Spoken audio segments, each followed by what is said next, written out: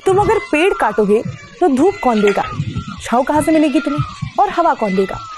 भवानी प्रसाद मिश्र द्वारा लिखी गई ये पंक्तियां हैं और इसके पीछे जो आपको आवाज सुनाई दे रही है वो हैदराबाद की है, जिसमें पीछे बर्ड्स रो रहे हैं या फिर चिल्ला रहे हैं। अब आप सोच रहे होंगे कि ये पंछियां क्यों चिल्ला रहे हैं या फिर रो रहे हैं, क्योंकि उनके घर उनके सामने ही उजड़ रहा है।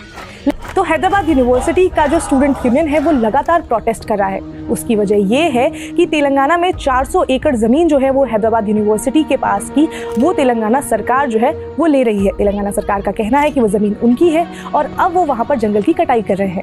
स्टूडेंट्स लगातार इसको लेकर प्रोटेस्ट कर रहे हैं और वो ये भी अपील कर रहे हैं कि जो बाकी के स्टूडेंट्स और प्रोफेसर हैं वो भी इस प्रोटेस्ट में शामिल हो। तो यहाँ पर जिस 400 एकड़ ज़मीन की बात हो रही है उसका मामला क्या है वो भी समझ लेते हैं।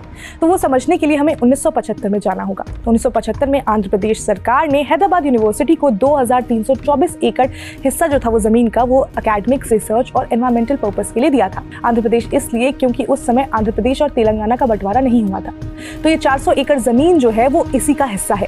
ये हिस्सा जो है वो कांचा गाचीबोली एरिया में आता है और ये काफी हरा भरा इलाका है जहाँ सालों से कोई कंस्ट्रक्शन का काम नहीं हुआ है। यहाँ पर हैदराबाद यूनिवर्सिटी के जो स्टूडेंट्स हैं वो रिसर्च और इकोलॉजी को समझने के लिए इस एरिया का इस्तेमाल करते हैं। तो अब सवाल ये है कि ये ज़मीन है किसकी। तो हैदराबाद यूनिवर्सिटी के स्टूडेंट्स का ये क्लेम है कि ये ज़मीन यूनिवर्सिटी की है, वही स्टेट गवर्नमेंट इस ग्रीन एरिया को अपना बता रहे हैं। मीडिया रिपोर्ट्स में बताया गया कि 1975 में जब आंध्र प्रदेश सरकार ने हैदराबाद यूनिवर्सिटी को ये ज़मीन दी थी तो उसका प्रॉपर डॉक्यूमेंटेशन नहीं हुआ था। तो यूनिवर्सिटी स्टूडेंट्स का कहना है कि ये ज़मीन सरकार ने यूनिवर्सिटी को दे दी है और ये ग्रीन लैंड न केवल यूनिवर्सिटी के लिए बल्कि तेलंगाना के एनवायरमेंट के लिए भी बहुत ज़्यादा इंपॉर्टेंट है।